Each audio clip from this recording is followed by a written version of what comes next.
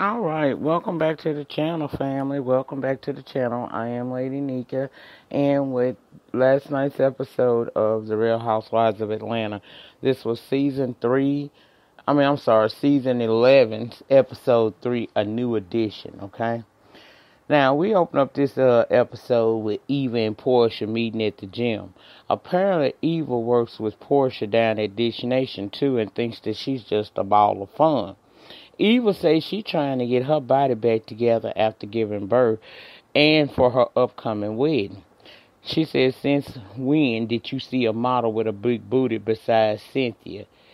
Now, see, Eva is kind of, I really don't understand. I understand now that Eva seems to be the shady queen of the group this season.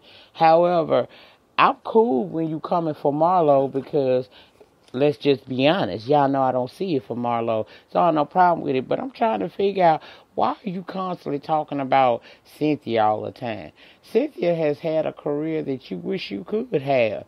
I ain't seen you doing no catwalks as of late, mama. So why are you always throwing shade at this woman? If anything, you should take pointers from Cynthia, because Cynthia was in the game for a long time, and she's still a bad bitch today. I'm just not understanding why this lady always throwing shade. Now, Porsha says she done gained some weight, so the exercise routine is a little bit rougher for her than she expected. See, remember when Porsha used to work out all the time? Well, I guess loving on Dennis has made her get a little lazy, and she done picked up. She said he like her extra, but she want to get it right, get it tight. I said, okay. Then she talking about her boo Dennis and how fast they've come in such a short time. And child, then it came time for Eva to do some more shade. Now, she did tell Porsha, take your time and do what feels right to you. But then she went into this spiel about, different relationships that are going on right now in front of her, such as Nene and Gregg, who've been married for 20 years. Then she went on to shade Marlo, say she 42, never been married. Eva said that, her issue with Marlo is too high maintenance. Now, she with the high maintenance, but she also remember it was a time when she lived less than. So she don't get how Marlo acts so bougie, and it ain't like she got a real reason to be that way. Now, in my opinion, it's the same thing Nene told her last week. Remember when Nene told Marlo that, girl, you act like you ain't lived in the projects. Why small spaces bother you so bad? So I get that. I just didn't like the fact that she was shading Cynthia, because Cynthia ain't did nothing to her, calling her mother and all of that. Girl, please, you better quit. You better quit. Cynthia ain't the one for you to be messing with, because everybody would jump on your ass about Cynthia, because Cynthia don't bother nobody. And you seem like you a little pressed by Cynthia. Are you a fan of Eva? Girl, if you're a fan, be that. Now, Marlo, I get it. Marlo do, and that's part of why I don't like her. Marlo act like she has done something in this world besides credit card frauds and scamming old men out of their coins, and that, like she just really she done solidified herself. Even if she had solidified herself, you still don't supposed to act like you better than the next, because you really are not, okay? Porsha then says that she didn't know Eva was such a little shade queen, and she didn't know she really had a problem with Marlo. She said, is she a flip-flopper number 2? And then said, hey, Cynthia, once again, what is the Cynthia shade all about this season? I don't get it. Anyway, we see Gregg and Nene. They flying out to Houston to talk with some doctors. You could tell Gregg is scared. He's scared, and that's kind of making him gripey, but Nene is encouraging him to just follow the instructions of the medical professions at the hospital or clinic that he's visiting. And she said she's going to be that rock for him. We see him begin to do what the staff people are telling him. And child, it just was sad to see him going through all of this. Then they had him singing that song toward the end, going into commercial about never giving up. But you know what? That's right, Gregg. You don't never give up. That really touched me. That was a touching scene. I really want Gregg to be completely okay again. Now, an hour later, we see Gregg and Nene meeting up with the doctor to tell him, what his next step as far as making sure this cancer doesn't receive. Remember, he received the procedure. He did the surgery to take the cancer out of his colon. The doctor said that there may still be some microscopic cancer cells still present, and that's why he suggests after he's had this surgery that they should go into chemotherapy to reduce the possibilities of the cancer returning. Chemo is the best remedy known to work. He tells Gregg he can make it through, but think about it. Gregg wasn't too happy to hear about that. Nene encouraged him to keep fighting, but let this be his decision to make, because they have friends who have told them about how chemo was not such a good thing for them and whatnot. So he has a lot to think about as he, figures out what his next step is. I get it, the cancer is gone, but they don't want it to come back, and then by the time they detect it again, it be so bad that, he may not be able to just simply have an operation to remove the cancer. So they want to do this as an extra precautionary step to make sure that the cancer doesn't return. But again, it's up to him. Now we see Candy down to the studio, child, and Shamari rings, letting her know she there. She let her in, and we find out that they been industry friends for a minute, child. But I was confused, because if y'all been friends for all these years, you done been, Shamari was at Candy wedding, and her husband performed at the reception and whatnot. How come y'all don't know? I mean, I'm confused. Now, Candace say she was following Shamari kids, but she ain't following Shamari. She had to actually follow her right then. So, are they really friends, or are they just industry? They know each other from the industry. I don't know. Anyway, Shamari tells us that, back in the day, she, her and her group Black is trying to reunite. Candy actually wrote the remix for their song 808. Shamari and her group has been performing as of late, and they are going to be performing at this ATL Live situation. And she's invited Candy to come on down and through and see what her and her girls has been up to over the last couple of years as they try to rebrand Black and bring them back to the forefront of the music scene, child. I said, okay. Then we have a glimpse into Shamari's home life. We meet the kids, the twins, and husband Ronnie. Ronnie, who used to be a member of the New Edition, as well as a part of the group BBD. They getting ready to go to the studio, leaving behind the DeVoe twins with the Spanish nanny that she had already told us only speaks to her kids in Spanish, okay?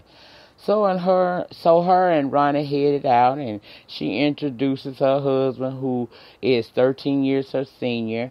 Everything in the world to her. She says that she met him in 2001 during the Janet Jackson Icon Awards, and basically she slept with him the next day. And they've been together 17 years. I said, okay. So we see them get to the studio. Ronnie go in the booth, and let's just say instrumentals, please, okay? They did, and it sounded nice. Now, Shamari always did have a voice. I ain't gonna take that from her. She did her little piece in the booth. It was good. It took me back, girl, because I did used to listen to Black back in the day. So Shamari got a nice voice, and child, they got this little group, me and Mari, and they plan on trying to release some music and whatnot, and that's what they were in there working on. To me, they sound good. It's some shit I would vibe to in the house or in the car, okay? So then the next scene takes us to Cynthia going over to see Nene and Gregg. She say, with so much going on with Gregg, it's a lot on Nene's plate, and she just want to go over there to show them that she support them. Now, when we get there, Nene said that Tony Braxton had hooked them up with this holistic healer, and they suggested getting these healing trees, because Nene had some trees inside her house. She said that she bought some and said she'd buy a forest to preserve her Gregg, because she just want her old Gregg back. Gregg has decided not to choose to do chemotherapy, but instead be an advocate to help other people who may be going through it. Nene said that it was when they came out and shared it with everybody on social media what Gregg was going through, she was just amazed and overwhelmed she was amazed at the overwhelming amount of support that they received for that. So, child, then they idle chit chat about, Cynthia saying that she used to eat, Ray Clay dirt because she from Alabama. Nene saying that that may not be so healthy. Somebody that in the holistic community told Gregg to eat a snake or some shit like that. So they just joking around about all of that, but it's a serious situation. They are trying to do whatever it is necessary to be able to preserve Gregg as long as they possibly can. Now, Candy called Eva to invite her to Shamari's event, and she accepted. Then she called Porsha. It took her a few minutes, child, because Candy was dialing the wrong number, and then when she did dial the right number, they had a bad connect, but they were able to get their connection together, and she invited Porsha to come see Shamari, and, Porsha was good with that because she went to high school with the girl, so she know her. Then you see Candy looking all in the background because apparently Porsha's at her man's house. She talking about, girl, I was trying to be nosy. They didn't really do too much talking about that. Candy says she don't know Dennis personally, but she knows some people who do know him personally. My thing is this. If you keep hinting, which eventually gonna lead to this coming out in the episodes to come. You keep hinting about this girl's man. Just because you know some females that he may have dated in the past does not mean that he's not a good man for Porsha. I'm not gonna be negative like that. And really, to be honest, if they cool again and they trying to be cordial with one another, Candy need to do what she told Todd she was going to do when she was down in Miami reporting back to him on what was going on. She need to mind her own damn business. Focus on your life and what you got going on, and don't worry about what this girl got going on, because clearly you feel like you got tea on her man and you keep bringing it up. So I know eventually this shit going to come to heads. But why? She ain't fucking with you wrong. Why you messing with her? I just feel like it's brewing up mess that don't need to be brewed up. But I guess we gotta watch something, huh? Okay. So we get to the day or evening of Shamari's event, ATL Live. You got Cynthia, Candy, Porsha, Nene, and Eva there. Black does a prayer, sending homage out to the late great Lisa Left Eye Lopez, who founded the group, and then they hit the stage, and again, they sounded very good. It took me back, child, took me back. Cynthia said that they sounded really good too. Now, their outfits was a bit outdated possibly, and maybe the wigs, but she gave credit. They did very well. Cynthia invited the ladies to this situation that she's having over at the Bailey agency. Something like a potluck, and she asking everybody to bring something. And she said, Porsha, what you cooking? Porsha said, I don't cook anymore because my man is a chef. She said he owns the original hot dog factory. And Candace said, well, making hot dogs makes you a chef. Maybe it's more he does to the hot dogs. I don't know. Eva shaded some damn body. And then, child, Shamari come over to the table to greet her guests, and we could tell off the top that Nene don't seem to care too much for Shamari, but she was pleasant.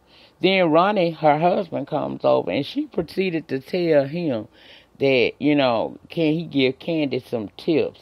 Now, hold up, family. Ronnie and them did open up for the Great Escape Tour. Hear what I'm saying, family? They opened up for the Great Escape Tour. So, if you are opening up for an act, and y'all been in the business about the same amount of time, give or take a couple years here or there, I don't understand what kind of advice you would be willing to give somebody. But, child, he started telling her what she could do to better their damn stage performances. And I felt a bit weird about that. I'm like, y'all opened up for her. She ain't opened up for you. So the advice you trying to give Candy, and I agree with Candy on this, you might need to get that to your wife, not me. Because you opened up for me. Okay? Then we get Eva saying something along the lines that Shamia is black, but she is not black with a Q. And Candy didn't really like that much. She said she liked Eva, but she didn't like that because it did sound like what you trying to say. Y'all get in the pen and let me know. Did y'all take that wrong? Because I did too. Are you trying to say the girl is black like her dark skin? Are we going there, Eva? Cause bitch, if we is, I don't care if you is shading Marlo. I don't got no problem with shading you, cause you cute. But let's just be honest. We ain't heard too much about you over the last couple of years. Your claim to fame now is being a girl that carries the peach on the Real Housewives. I don't like people that do that kind of thing. Maybe I'm wrong, but I just kind of took that the wrong way. Like, what is she saying? Ugh. Anyway, child, Candy goes over to what we find out will be the location of OLG number 2. See, OLG number 1 did so well, they made enough money to where now they're about to open up a new location, and we see Candy meet with Todd and the construction manager for the place, and they discussing, the future of the restaurant. And then we get a blast from the past. Karma came through. Yes, she did. Y'all know Karma got her own little insurance company now, so she no longer is a part of the Candy Coated crew, right? But she does do the insurance on the restaurants for Candy now that she's moved into another area. Well, they sit down and Candy gets to telling her about the Miami trip, and of course Porsha is mentioned and her new boyfriend. And they both seem to know folks that know him. And Porsha don't know that. Meanwhile, Porsha is over the middle with her mama at home, and she telling her about the trip and the gifts that Dennis gave. Back at OLG, Jamie comes to meet with Candy, and it seems that Porsha and Jamie were cool once, but Porsha flashed out, and they gave us the clip of that season toward the end around Christmas when Porsha was in them white shorts and she took off running behind a female. Apparently her and Jamie were cool, but they fell out. And now Jamie says that she knows Dennis's old girlfriend and that they broke up because she had found out that Porsha was dating Dennis and whatnot. This is my thing. They did a whole back and forth for trying to tear this man down. First of all, your friend dated him for 2 years, or were they in a relationship? I don't know. Secondly, every man got a pass. Just because he used to, date many, many women back in the day does not mean that he does not care about Porsha. It does not mean that maybe he met the one that he's been looking for when he met Porsha. So why are we shading this girl?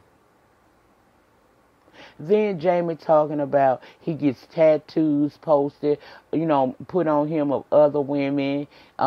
He pretty much is a sugar daddy. He gives them all Rolexes.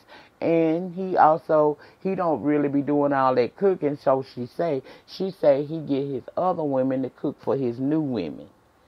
And she asking Candy not to say nothing. And I was like, you know what?